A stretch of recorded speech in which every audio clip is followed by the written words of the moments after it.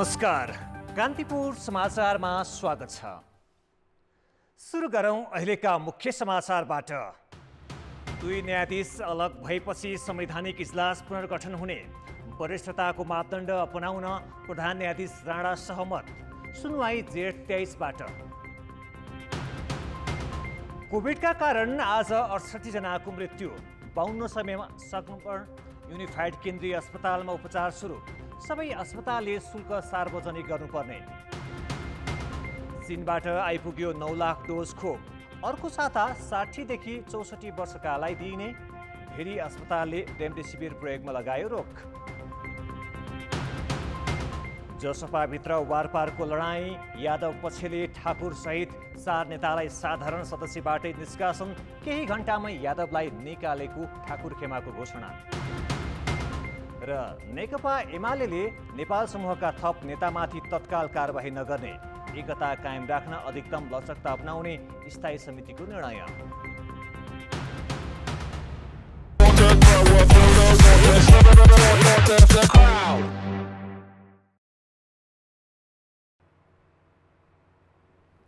प्रतिनिधि सभामा विघटनका रिटको सुनवाईका लागि संवैधानिक इजलास पुनर्गठन हुने भएको छ। इजलासको संरचनामा कानुन व्यवसायीले प्रश्न उठाएपछि दुई न्यायाधीशले विवादित इजलासमा नबस्ने घोषणा गरेका छन्।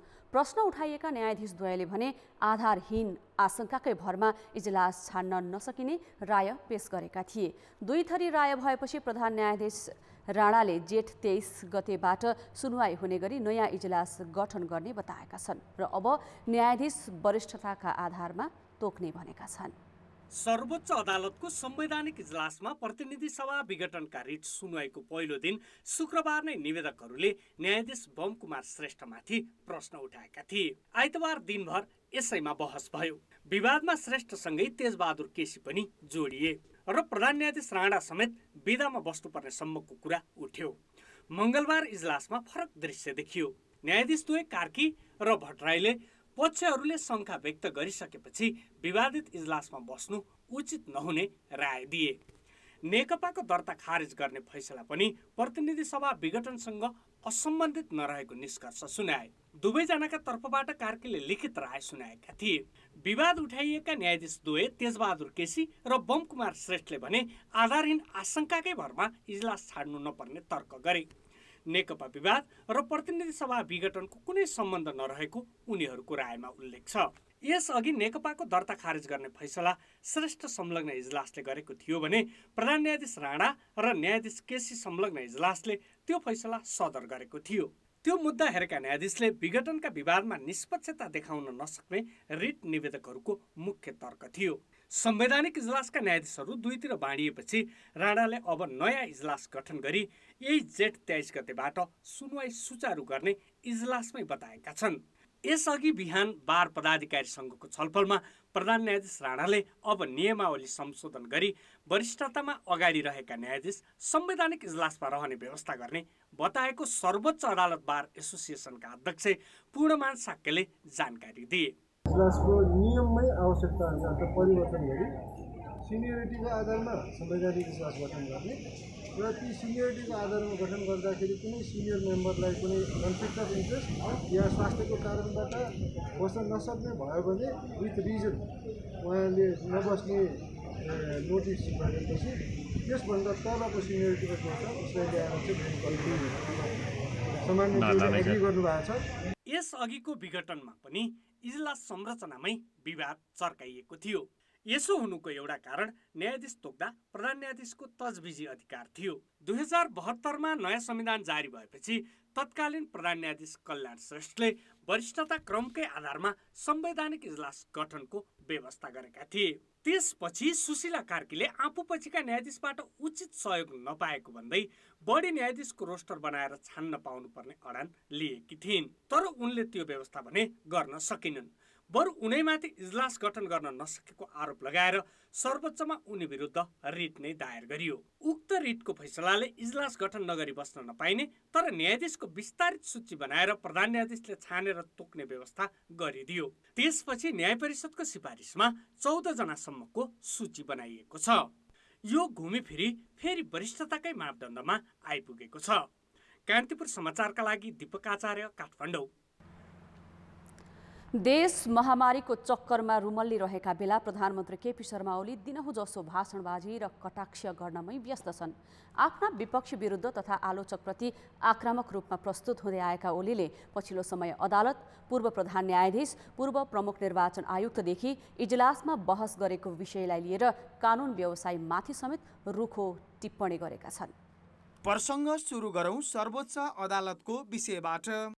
दोस्रो पटक प्रतिनिधि सभा विघटन गरेका प्रधानमन्त्री केपी शर्मा ओली विरुद्ध सर्वोच्च अदालतमा मुद्दा चलिरहेकै बेला उनले पार्टीका युवा कार्यकर्ता सामु पहिलो पटक पुनर्स्थापनाको फैसलालाई संविधानको निर्जीव व्याख्या भनेर टिप्पणी गरेका छन्। अदालतबाट पनि यो सबै परिस्थिति, समग्र परिस्थिति हेर्ने र संविधानलाई जीवित अर्थमा बुझ्ने र जीवित अर्थमा व्याख्या गर्ने काम हुन सक्यो। संविधान हेर्ने र त्यसको कमजोर व्याख्या गर्ने र त्यसको निर्जीव व्याख्या गर्ने खालको ट्रेन भयो। 1 घण्टा लामो भाषणमा झण्डै 40 मिनेट ओलीले अरूको आलोचनामा खर्चिएका थिए। अदालतपछि उनले पूर्व प्रधान न्यायाधीशहरूलाई सरकारबाट पेन्सन खाने म्याद गुज्रेका तत्त्वहरू भन्दै ताण्डव देखाएको आरोप लगाए। पूर्व न्यायमूर्ति उहाँहरूले न्यायालयको कसरी हुर्मत लिँदै हुनुहुन्छ, पेन्सन खाएर आफ्नो समयमा केही नगर्ने अनि वर्तमान न्यायालयका काम कारबाहीमाथि हस्तक्षेपकारी ताण्डव गर्ने सडकमा यस प्रकारका आउटडेटेड एलिमेन्टहरूबाट, यस्ता एलिमेन्टहरूबाट देशलाई दुष्प्रभावित हुन दिने छैन जोगाइने। कतिसम्म भने इजलासमा भइरहेको बहसलाई लिएर समेत उनले रुखो टिप्पणी गरे। अदालतमै केही कालो कोट लगाएका व्यक्तिहरू, अराजक व्यक्तिहरू अदालतको मान सम्मान गरिमा, न्यायमूर्तिहरूको मान सम्मान गरिमा त्यसको पनि किञ्चित ख्याल नराखे। कस्तो न्यायिक सिस्टम हामी वकिलहरूले न्यायाधीश तय गर्ने। अब निर्वाचन आयोग र योजना आयोगका पूर्व प्रमुखहरूमाथि उनले हैसियतको दुरुपयोग गरी जनतामा भ्रम छरेको आक्षेप लगाए। भूतपूर्व हैसियतको दुरुपयोग गरेर जनतामा भ्रम छर्ने र न्यायालयलाई दबाब दिने। आम सञ्चार माध्यम त उनको हरेक भाषणमै तारो बन्दै आएका छन्। केही मिसन मिडियाहरू जो सरकारको विरोध गर्ने वैचारिक हिसाबले नै उनीहरू पूर्वाग्रही भएर लागेका त्यस्ता मिडिया, तिनीहरू मिसन मिडिया। आइतबारको अर्को कार्यक्रममा पनि ओलीले आफ्नै पार्टीका नेतादेखि नागरिक समाजका अगुवासम्मको खेदो खनेका थिए। तिनले खाएको शपथ झुटो हो, तिनका शपथ बेइमानी हो, तिनका शपथभित्र स्वार्थ साधन गर्ने, स्वार्थ पूरा गर्ने कपट लुकेको हुन्छ। जेठ 7 मा प्रतिनिधि सभा विघटन गरे यता ओलीको धेरै समय नकारात्मक टिप्पणी र भाषणमा बितिरहेको छ। जेठ 9 गते बालुवाटारमै पत्रकारको भेला बोलाएर करिब 2 घण्टा भाषण गरेका थिए। त्यसै गरी 14 गते राष्ट्रका नाममा सम्बोधन र 16 गते महिला अधिकार सम्बन्धी कार्यक्रममा पनि विपक्षीको आलोचना र सरकारको गुणगानमै अधिकांश समय व्यतीत गरेका थिए। कान्तिपुर समाचारका लागि बाबुराम तिमिल सिन्हा, काठमाडौँ।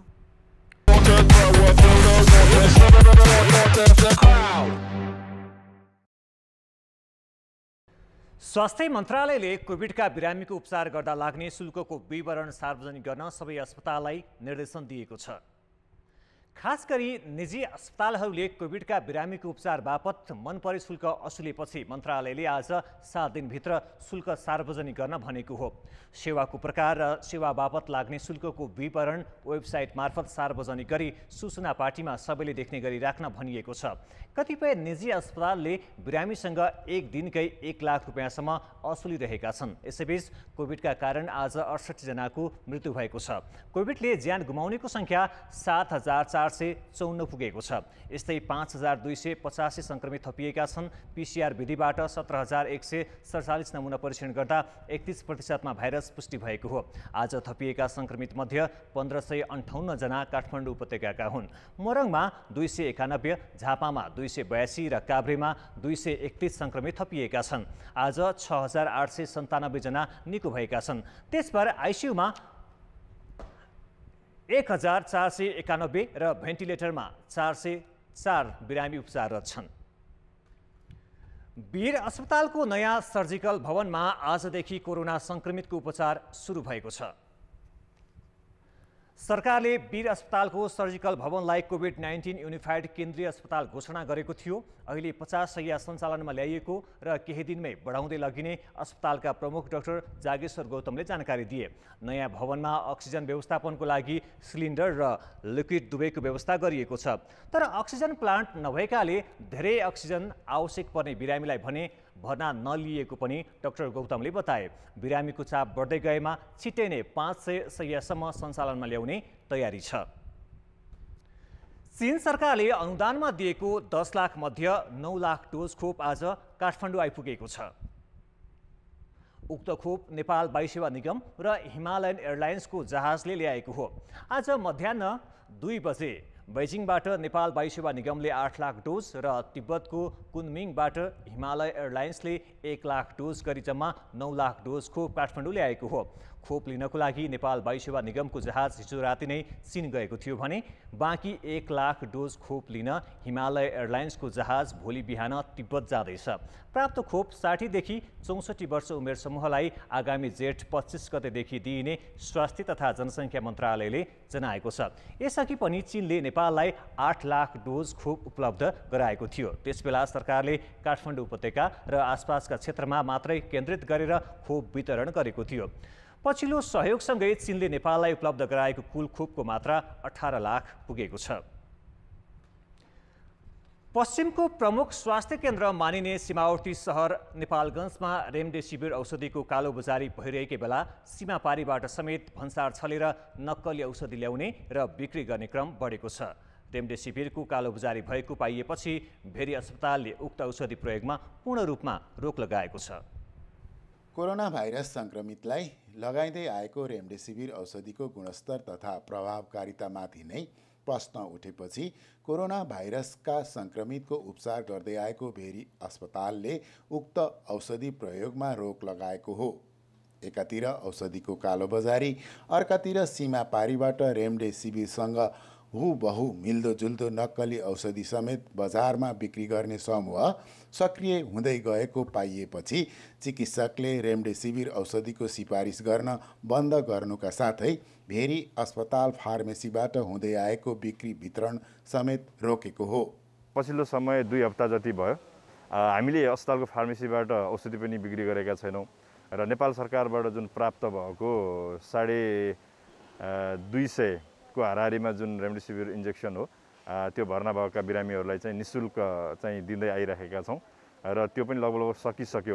विश्व स्वास्थ्य सङ्गठनले पनि रेमडेसिभिर औषधि कोरोना भाइरसका संक्रमितलाई प्रयोग नगर्न भनिसकेको छ। तर 2 महिनादेखि भित्रभित्रै सीमा पारीबाट भन्सार छलेर नक्कली औषधि बजारमा ल्याउने र बिरामीका आफन्तलाई बिक्री गर्ने समूह सक्रिय हुँदै आएको थियो। बिरामी बचाउन सकिने आशामा झन घातक औषधिको प्रयोग भइरहेको पाइएकाले विश्व स्वास्थ्य सङ्गठनले पनि रोक लगाएको हो। परीक्षण बिना कुन सक्कली कुन नक्कली छुट्याउनै नसकिने र भारतबाट ल्याएको औषधि प्रयोग गर्दा संक्रमितको अवस्था सुधार हुनुको साटो उल्टो झन बिग्रने गरेको पाइएको छ। बाँकेमा कोरोना फोकल पर्सनले चिकित्सकको सिफारिसमा आफ्नै एकजना आफन्तलाई रेमडेसिभिर औषधि प्रयोग गर्दा अवस्था पहिलेभन्दा झन बिग्रेर भेन्टिलेटरमै राख्नु परेको र अन्त्यमा मृत्यु भएको बताएका छन्। रेमडेसिभिरको फर्स्ट डोज लाउने बित्तिकै उहाँ 81 चाहिँ सिरियस चाहिँ हुनुभएको। उहाँ यतिसम्म सिरियस हुनुभयो कि अब हामीले भेन्टिलेटरमै राख्नुपर्ने अवस्था भयो। रेमडेसिभिर भनेको एउटा अनुसन्धानकै क्रममा रहेको एउटा एन्टिभाइरल ड्रग हो। कुनै देशले चाहिँ यसको चाहिँ प्रयोग गरिराख्नु भएको छ भने कुनै देशमा चाहिँ यसको प्रयोग भएको छैन। विश्व स्वास्थ्य सङ्गठनले पनि इन्जेक्सन रेमडेसिभिरलाई चाहिँ प्रयोग नगर्ने भनेर भनिसकेको अवस्थामा रेमडेसिभिरले चाहिँ राम्रै गर्छ, ज्यानै बचाउँछ भन्ने कुराहरू चाहिँ हामीले गरिरहेको ट्रिटमेन्टबाट पनि त्यसको निष्कर्ष निकाल्न सकिँदैन। उक्त औषधिले कुनै कोरोना भाइरसका संक्रमित निको भए तापनि धेरैजसोमा प्रतिकूल असर देखिएको पाइएको छ, जसका कारण भेरी अस्पतालले 3 सातादेखि रेमडेसिभिर प्रयोग गर्न छाडेको हो। यो औषधिको प्रयोगले सबै संक्रमितको ज्यान बचाउन सकिन्छ भन्ने कुनै भरपर्दो आधार र त्यसको प्रभावकारिता नदेखिएको चिकित्सकको भनाइ छ। कान्तिपुर समाचारका लागि सविता जीसीका साथ जे पाण्डे, नेपालगञ्ज, बाँके। ब्रेकपछि समाचारमा पुनः स्वागत छ। कोभिडले देश नै आक्रान्त रहेका बेला अर्को स्वास्थ्य समस्या देखिएको छ। कोभिडकै बिरामीको आँखामा ब्ल्याक फङ्गस अर्थात् कालो ढुसीको समस्या बढ्न थालेको हो। चिकित्सकहरूका अनुसार रोग प्रतिरोधात्मक क्षमता कम भएकाहरूमा समेत ब्ल्याक फङ्गस देखिन्छ। 2 साता अघि वीरगञ्जमा देखिएको ब्ल्याक फङ्गस नेपालगञ्ज हुँदै काठमाडौँमा पनि आइपुगेको छ। स्वास्थ्य मन्त्रालयका अनुसार त्रिवी शिक्षण, वीर र नर्वेक अस्पतालमा एक जनाको उपचार भइरहेको छ। नेपालमा अहिलेसम्म 10 जनामा यो रोग देखिएको छ। यो समस्या देखिनेहरू 45 देखि 65 वर्ष उमेरका हुन्। उपचारमा भने औषधिको समस्या छ। भारतले निर्यातमा प्रतिबन्ध लगाएकाले बङ्गलादेशबाट किनेर ल्याउने प्रयास भइरहेको छ।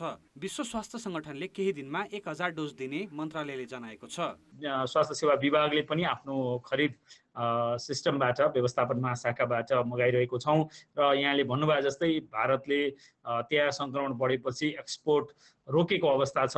बङ्गलादेशबाट पाइन्छ कि भन्ने प्रयास भइरहेको छ भने विश्व स्वास्थ्य सङ्गठनलाई हामीले अनुरोध गरेर हाम्रो नियमित कालाजारमा आउने भन्दा थप डोज मगाएका छौँ र 1000 डोज हाम्रो खास भोलि प्राप्त हुनुपर्ने थियो, तर अहिले फ्लाइट नभएको कारणले अलिकति फ्रेट चेन्ज भएको छ। 5 तारिकमा आउने कुरा छ। अरू 4 दिन हामीले कुर्नुपर्ने छ। त्यो अघिसम्म अहिले बजारमा केही उपलब्ध रहेका औषधिहरूले नै भरथेक गरिरहेको अवस्था छ। यो अलिकति अप्ठ्यारो परेको अवस्था चाहिँ। कोभिडले आक्रान्त भारतका विभिन्न 15 राज्यमा 12,000 भन्दा बढीमा ब्ल्याक फङ्गस देखिएकामा 300 भन्दा बढीले ज्यान गुमाइसकेका छन्। नेपालमा भने यो रोगको कारण अहिलेसम्म कसैको मृत्यु नभएको मन्त्रालयले जनाएको छ। ब्ल्याक फङ्गसका केही बिरामीले आँखाको दृष्टि गुमाएका छन् भने केहीको मस्तिष्कको शल्यक्रिया गर्नु परेको छ। कोभिडको उपचारका क्रममा स्टेरोइड, चिकित्सकीय परामर्श बिना एन्टिबायोटिक वा अन्य औषधिको प्रयोग गर्नेहरू र रोग प्रतिरोधात्मक क्षमता कम भएकाहरूमा यसको जोखिम बढी हुन्छ। यो ढुसी भन्ने कुरा हावा, पानी, घर, हैन, फलफुल बिग्रेको, सडे गलेको फलफुल, तरकारीहरू, मतलब सम्पूर्ण ठाउँमा चाहिँ हुन्छ। र यो हामीले प्रायः जसो अरू बेलामा पनि यसरी श्वास लिँदाखेरि चाहिँ नाकबाट या मुखबाट चाहिँ त्यसको ढुसीको स्पोर भन्छौँ त्यो जान्छ। त्यो अरू बेला पनि गइराखेको हुन सक्ने देखिन्छ, तर यसले चाहिँ यदि जाँदैमा मात्रै सङ्क्रमण गर्छ भन्ने पनि होइन। र हाम्रो रोग प्रतिरोधात्मक क्षमता कम भएको अवस्था साथसाथै अन्य रोगहरू, यसका रिस्क फ्याक्टरहरू बढी भएको बेला यसले असर पार्ने हो। ब्ल्याक फङ्गस सरुवा रोग भने होइन, त्यसो भनेर हेलचेक्राइ भने गर्नु हुँदैन। छिमेकी देश भारतमा 300 भन्दा बढीले यही रोगका कारण ज्यान गुमाइसकेको उदाहरणबाट पनि सतर्कता अपनाउनुको विकल्प देखिँदैन। कान्तिपुर समाचारका लागि कृपाल गौतम, काठमाडौँ।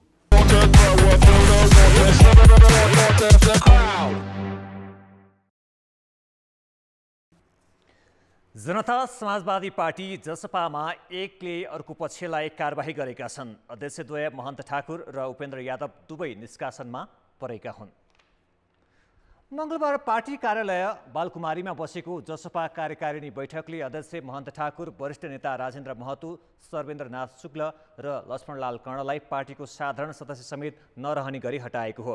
लगत्तै आजै बसेको ठाकुर र महतो पक्षको बैठकले अर्को अध्यक्ष उपेन्द्र यादवलाई पनि पार्टीबाट निष्कासन गर्यो। यादव पक्षले पार्टीको नीति, सिद्धान्त र एकताको भावना विपरीत गुटगत गतिविधि गरेका कारण ठाकुर सहित 4 नेतालाई साधारण सदस्य नरहने गरी निष्कासन गरिएको जनाएको छ। 4 नेतालाई पार्टीको साधारण सदस्यबाट निष्कासन गरेको जानकारी आजै निर्वाचन आयोगलाई गराएको छ। पार्टीको विधि विधान, पार्टीको सिद्धान्त, पार्टीको तपाईको राजनीतिक दल सम्बन्धी ऐन स्पष्ट एकदम बिल्कुल खुल्ला उल्लङ्घन गरेको, 3 दिने स्पष्टीकरण सोद्धा पनि जवाब नदिएको, 24 घण्टे ताकेता फेरि गर्दा जवाब नदिएको, तसर्थ जेठ 8 गते कार्यकारिणी समितिको बैठक बस्यो। त्यो बैठकले चाहिँ स्पष्टीकरण सोध्ने र कारबाही प्रक्रिया अगाडि बढाउने निर्णय गरेको थियो। त्यो चाहिँ स्पष्टीकरण सोध्ने काम भयो। त्यो कुनै वास्ता नगरेको कारणले हिजो 17 गते कार्यकारिणी समितिको बैठकबाट 4 जनालाई कार्यकारिणी सदस्यहरूलाई निष्कासन गर्ने, सदस्य समेत नरहने गरी निष्कासन गरेको छ। यता 2 पटकसम्म सोधिएको स्पष्टीकरणको जवाब नआएपछि यादवलाई पार्टीबाट निष्कासन गरिएको ठाकुर खेमाको दाबी छ। जसपाका अध्यक्ष यादव र सङ्घीय परिषद अध्यक्ष बाबुराम भट्टराई पक्षले यसअघि 4 जना नेतालाई दोस्रो पटक स्पष्टीकरण सोधेको थियो। आइतबार ठाकुर पक्षले पनि यादवलाई 24 घण्टे स्पष्टीकरण सोधेका थिए। जसपा यादव पक्षले अहिलेको सरकारमा सहभागी हुने नेतालाई पार्टीबाट निष्कासन गर्ने चेतावनी दिँदै आएका छन्। सरकार गठन प्रक्रियालाई लिएर जसपा विभाजनको नजिक पुगेको छ। जसपाको ठाकुर महतो समूहले वर्तमान सरकारलाई साथ दिएको छ, तर भट्टराई यादव पक्षले भने ओलीलाई हटाउने विपक्षी गठबन्धनमा छन्। जसपाको कार्यकारिणी समितिमा भट्टराई यादव पक्षको बहुमत छ भने विघटित प्रतिनिधि सभामा ठाकुर महतोको बहुमत छ। सरकार र थारू कल्याणकारिणी सभा थरूहट थारूवान सङ्घर्ष समितिबीच 6 बुँदे सहमति भएको छ। दुई पक्षबीच आज भएको सहमतिमा सरकारले टिकापुरमा भएको घटनामा संलग्न भनिएका रेशमलाल चौधरी, धनीराम चौधरी र लक्ष्मण चौधरी लगायतमाथि लगाइएको मुद्दा फिर्ता र रिहाईका लागि संविधान तथा कानुन सम्मत पहल गर्ने उल्लेख छ। थरूहट थारूवान आन्दोलनका क्रममा शहीद परिवारले लिन छुटेको राहत प्रदान गर्ने, परिवारलाई उचित व्यवस्थापन गर्ने सहमति पनि भएको छ। त्यस्तै संविधानले व्यवस्था गरे अनुसार राज्यका सबै तबकामा आरक्षणको व्यवस्था गर्ने भनिएको छ। थारूभाषी बाहुल्य क्षेत्रमा प्राथमिक तहसम्मको शिक्षा मातृभाषामा पठन पाठनको व्यवस्था गर्ने पनि सहमति पत्रमा उल्लेख छ। स्पष्टीकरण सोधिएका 12 जना नेतालाई कारबाही गर्नबाट सत्ताधारी दल नेकपा एमाले तत्काल पछि हटेको छ। आज प्रधानमन्त्री निवास बालुवाटारमा बसेको एमाले स्थायी समिति बैठकले पार्टीमा एकता कायम राख्न अत्यधिक प्रयास गर्ने र लचकता अपनाउने निर्णय गरेको छ। प्रधानमन्त्रीमा विपक्षी दल नेपाली कांग्रेसका सभापति शेरबहादुर देउवालाई समर्थन गरेपछि एमालेले पार्टी वरिष्ठ नेता माधव नेपाल र झलनाथ खनाल सहित यस समूहका 11 जनालाई पार्टीको साधारण सदस्य समेत नरहने गरी निष्कासन गरिसकेको छ। बाँकी 12 जनालाई स्पष्टीकरण सोधेको एमालेले तत्काल कारबाही नगर्ने र अझै एकताका लागि प्रयास गर्ने निर्णय गरेको हो। पार्टीको आन्तरिक एकतालाई सुदृढ गर्नका निम्ति भइरहेका छलफलहरूको बारेमा पनि हामीले संक्षिप्त विवेचना गरेका छौँ र नेतृत्वको तर्फबाट एकताका निम्ति अन्तिम समयसम्म पनि प्रयत्न जारी राख्ने हामीले छलफलहरू गरेका छौँ। त्यस ढङ्गको निष्कर्ष निकालेका छौँ। एकतालाई सकेसम्म जोगाउन सकियोस्, धेरैभन्दा धेरै साथीहरू पार्टीको मूलधारमा अडिनुहोस् भन्नका निम्ति हाम्रो प्रयास जारी छ। यसअघि नै दुई पटक स्थायी समिति बैठक बोलाए पनि प्रधानमन्त्री केपी ओलीको व्यस्तताको कारण देखाएर बैठक स्थगित गरिएको थियो। पार्टी एकताका लागि दोस्रो तहका नेताहरूको दबाव र राष्ट्रिय सभा उपनिर्वाचनमा आफ्नै समूहको असहयोगले बेहोर्नु परेको हारका कारण पनि ओली समूह फेरि कारबाहीबाट पछि हटेको हो। विवेकशील साझा पार्टीका पूर्व संयोजक उज्जवल थापाको निधन भएको छ। कोरोना संक्रमणको उपचार गरिरहेका 44 वर्षीय थापाको आज अपराह्न काठमाडौँमा निधन भएको हो। उनलाई जेठ 14 गते अस्पताल भर्ना गरिएको थियो। जटिल संक्रमणका कारण शरीरका अङ्गहरूले प्रभावकारी काम गर्न नसकेका कारण थापाको निधन भएको मेडिसिटी अस्पतालले जनाएको छ। नेपालमा वैकल्पिक राजनीतिको वकालत गर्ने थापा पेसाले सूचना प्रविधि क्षेत्रका उद्यमी हुन्। परम्परागत दलका दूषित गतिविधिका कारण राजनीतिप्रति नै वितृष्णा जागेको पुस्तालाई उनले रचनात्मक अभियान मार्फत विवेकशील पार्टीमा सङ्गठित र परिचालित गरेका थिए।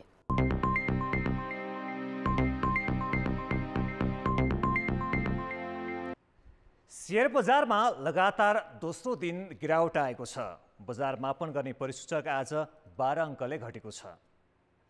विकास बैंक, वित्त र अन्य बाहेकका 10वटा समूहले नेप्से परिसूचक 2771 अङ्कमा ओह्रालेका हुन्। होटल, व्यापार, जलविद्युत र बीमा कम्पनीका लगानीकर्ताको सम्पत्ति धेरै घटेको छ। नेप्सेमा सोमबार 45 अङ्कको गिरावट आएको थियो। आज कारोबार रकममा पनि गिरावट आएको छ। 216 कम्पनीको 1 करोड 97,83,000 किता सेयर 8 अर्ब 59 करोड 71 लाख रुपियाँमा किनबेच भएको नेपाल स्टक एक्सचेन्जले जनाएको छ। यो कारोबार रकम सोमबारको तुलनामा 5 अर्ब 37 करोड कम हो। ब्रेकपछि समाचारमा पुनः स्वागत छ। चुनावी सरकारले बजेट ल्याउँदा आफ्नै हात जगन्नाथ गरेको पाइएको छ। प्रधानमन्त्री र अर्थमन्त्रीका जिल्लामा योजनाका चाङ छन्।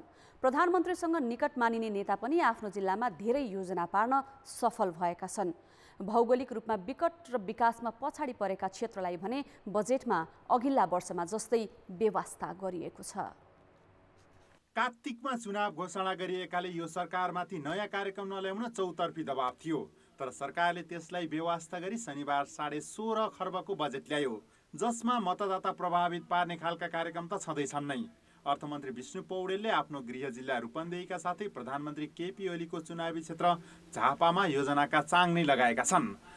चिल्ड्रेन प्याराडाइज, अन्तर्राष्ट्रिय स्तरको रङ्गशाला, सिटी पार्क, बहुतले बस पार्क, सार्वजनिक पदाधिकारीलाई प्रशिक्षण दिन प्रतिष्ठान स्थापना, मेगा सिटी, नदी कटान, शहरी पूर्वाधार विकास लगायतका 1 दर्जनभन्दा बढी कार्यक्रम झापाका लागि बनाइएका छन्। ओलीलाई खुसी तुल्याएका अर्थमन्त्री पौडेलले आफ्नै हात जगन्नाथ भन्दै आफ्नै गृह जिल्ला रूपन्देहीमा योजनाको चाङ लगाएका छन्। विद्युतीय तारको भूमिगत व्यवस्थापन, सडक विस्तार, कृषिको थोक बजार, स्मार्ट सिटी लगायतका कार्यक्रम रूपन्देहीका लागि छुट्याइएको छ, जबकि ओली र पौडेल दुवैको क्षेत्र विकसित मानिन्छ। प्रधानमन्त्रीको ठाउँमा नगरिकन सिराहामा अगर विकास गरिदिने हो भने जुन पिछडिएको छ, जो निडी छ, हेर्नुहोस् सहयोग कहाँ दिनुपर्छ, जो निडी छ, जसलाई सहयोगको आशा छ। अब जो ठाउँ अलरेडी विकसित छ, जहाँ सबै सुविधा सम्पन्न छ, त्यही विकासको सारा चिज थुपारिदिनु हो भने अर्को ठाउँमा नेगेटिभ जान्छ। तर हाम्रो सोचाइ कस्तो हुनुपर्ने, खास गरिकन राजनेताहरूलाई त पुरै देशको विकास चाहिन्छ, पिछडिएको जुन ठाउँ छ त्यसको विकास हुनुपर्छ। एउटा नमुना बनाएर गरेर पिछडिएको ठाउँमा देखाइदिएको भए त्यो पुरै देशमा त्यो मेसेज जान्थ्यो। सत्तामा रहिरहने आफ्नो क्षेत्रलाई लक्षित गरेर कार्यक्रम ल्याएको यो पहिलो पटक होइन। यस अगाडिका बजेटमा पनि शक्तिमा हुनेले नै हालिमुहाली गरिदिए गरेका थिए, तर यसपटक चुनाव घोषणा गरिसकेको अवस्थामा मतदाता प्रभावित तुल्याउन खोजिएको छ। अर्थमन्त्रीले बजेटमा प्रधानमन्त्रीका विश्वासपात्र मानिने गोकुल बास्कोटा र महेश बस्नेतलाई पनि खुसी तुल्याएका छन्। बस्नेतको गृह जिल्ला भक्तपुरको दुवाकोटमा राष्ट्रिय गौरवको आयोजनाको रूपमा अन्तर्राष्ट्रिय स्तरको अस्पताल बनाउने र त्यहाँ जान मनोहराको किनारमा 4 लेनको सडक बनाउने भनिएको छ। यस्तै चाङ्गुनारायण सूर्य विनायक र मध्यपुर थिमीमा नयाँ सहर, सूर्य विनायकमा महिला पुनर्स्थापन केन्द्र, बाल सुधार गृह बनाउने मात्र भनिएको छैन। भक्तपुरको ताथलीबाट काभ्रेको रवि ओपीलाई सुरुङ मार्गले जोड्ने भनिएको छ। काभ्रे पूर्व सञ्चार मन्त्री बास्कोटाको गृह जिल्ला हो। काभ्रेमा मदन भण्डारी प्राविधिक विश्वविद्यालय, स्मार्ट सिटी, धुलीखेल दोलालघाट सडकको स्तर उन्नति, आधुनिक चलचित्र स्टुडियो लगायतका कार्यक्रम राखिएका छन्। अब यो बजेट चाहिँ अर्थ राजनैतिक दस्तावेज भएकोले प्रभावशाली मान्छेहरू सत्तामा बस्ने र आफ्ना वरिपरिकालाई अलिकति बाँड्ने चलन छ। यो चाहिँ पहिलेदेखि नै हो, तर यो जुन रूपमा नाङ्गो रूपमा आयो त्यो चाहिँ थिएन। अहिले चाहिँ लाजै नमानी आएको जस्तो देखिन्छ। पहुँचवालाको क्षेत्रमा योजनाको चाङ लगाइरहँदा विकट क्षेत्रमा भने उपेक्षा गरिएको छ। सत्तामा बस्नेले राज्यको स्रोतलाई आफ्नो क्षेत्रमा केन्द्रित गर्ने गरेकैले समानुपातिक विकास हुन नसकेको हो। कान्तिपुर समाचारका लागि सुमन पन्थ, काठमाडौँ। कृषि बाली नष्ट गर्ने सलह किराको ठूलो झुण्ड फेरि नेपाल नजिक आइपुगेको छ। गएको साता नै पाकिस्तानबाट राजस्थान हुँदै सलह उत्तर प्रदेश प्रवेश गरिसकेकाले थप सतर्कता बनाउन विज्ञहरूले सुझाव दिएका छन्।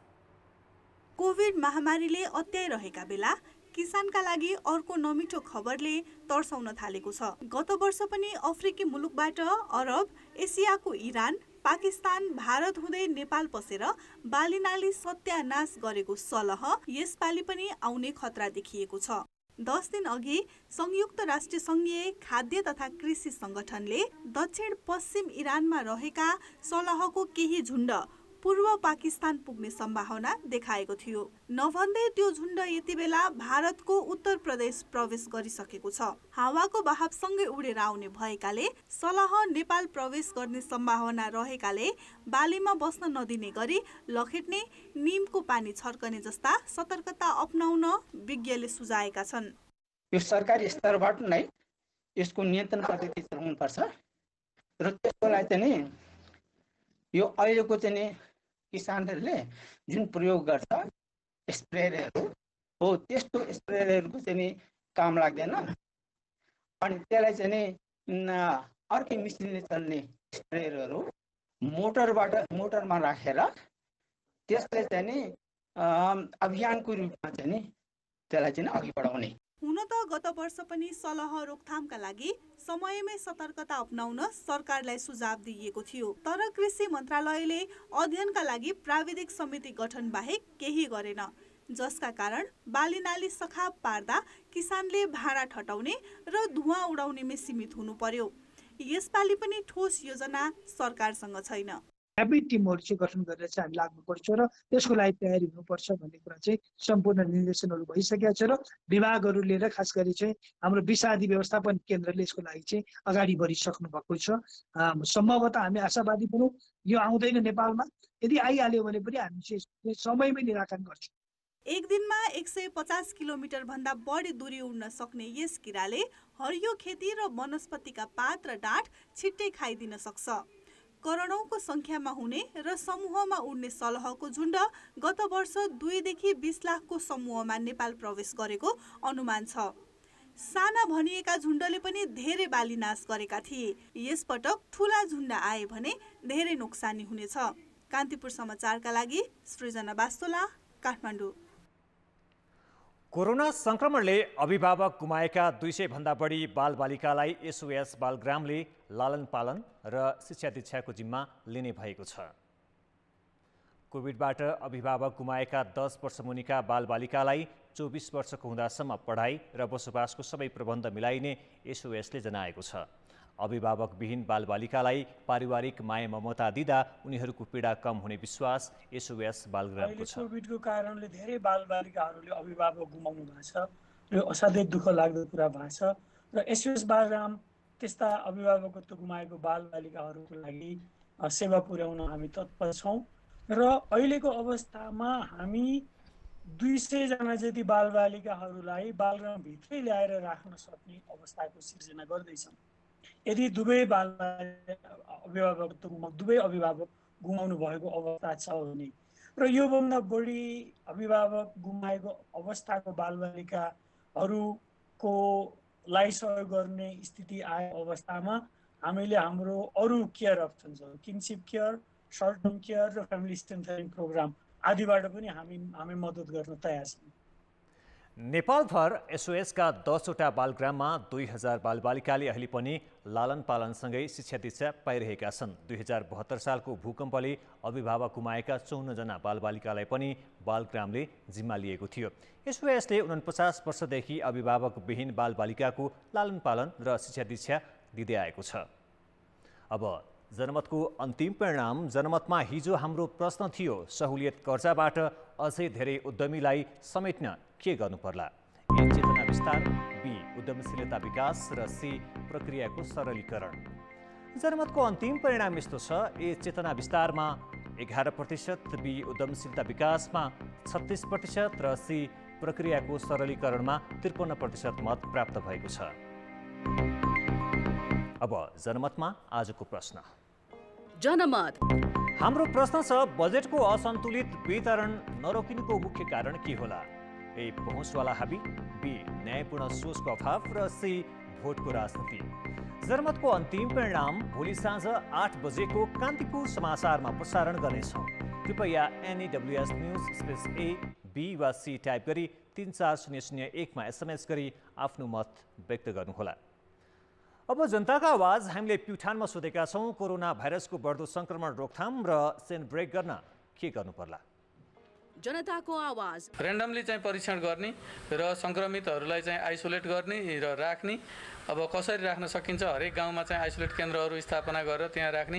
अब धेरै भएकाहरूलाई चाहिँ उपचारतिर लैजाने। परीक्षणको दायरा बढाउनु पर्यो र व्यक्ति स्वयं आफैले पनि सुरक्षित रहने सक्दो प्रयास गर्नु पर्यो र तेस्रो नम्बरमा चाहिँ अहिलेको यो कोरोनाको लागि चाहिँ शरीरको सबैभन्दा मेन भनेको इम्युनिटी बढाउनु पर्यो। जाँचलाई चाहिँ प्रभावकारी बनाइनुपर्छ र सङ्क्रमित पत्ता लागिसकेकाहरूको चाहिँ नियन्त्रण र निगरानी गर्ने एउटा संयन्त्र चाहिँ समुदाय तहमा पनि बनाउन चाहिँ आवश्यक देखिन्छ। सबैभन्दा पहिले त हामीहरू जनता सबै आफै सचेत हुनुपर्छ। परीक्षणको दायरा बढाउनु पर्यो, अनि साबुन पानीले हात धुनु पर्यो, दूरी कायम गर्नु पर्यो, बेला बेलामा सेनिटाइजरहरू प्रयोग गर्नु पर्यो। नेपाल सरकारले चाहिँ आफ्नो दायरा चाहिँ बढाउनु पर्यो अब यो अब नाकाहरूमा पनि अलिकति सुरक्षा अपनाउनु पर्यो। गाउँ गाउँमा अब सूचनाहरू प्रवाह गर्ने स्वास्थ्य सम्बन्धी कोरोना सम्बन्धी जति सक्यो नेपाल सरकारले यसलाई परीक्षण गर्ने र शङ्कास्पद व्यक्तिहरूले छुट्टै घरमा आइसोलेसनमा बस्न सकियो भने र नियमित रूपमा साबुन पानीले हात धुन सकियो भने पक्कै पनि यसको केही नियन्त्रणमा कमी आउँछ।